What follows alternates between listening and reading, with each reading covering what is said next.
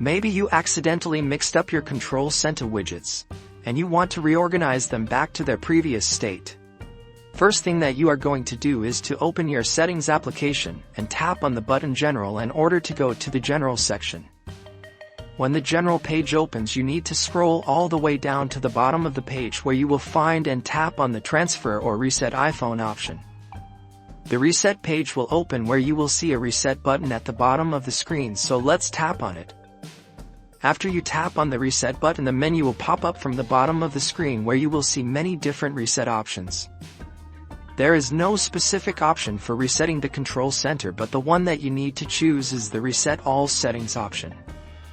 This option resets the iPhone to the default settings, but don't worry, it will not delete any of your data like photos, videos, projects, or any specific personal data.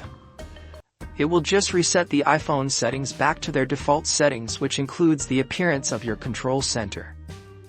After you choose the Reset All Settings option, your iPhone will ask for your passcodes, so you need to enter it in order to confirm that you want to restore the settings back to their default. After you do this, just wait for a short period of time until your iPhone resets, and then you can check your control center by swiping from the top right corner of the screen. Now you can see that your widgets are back to their default state.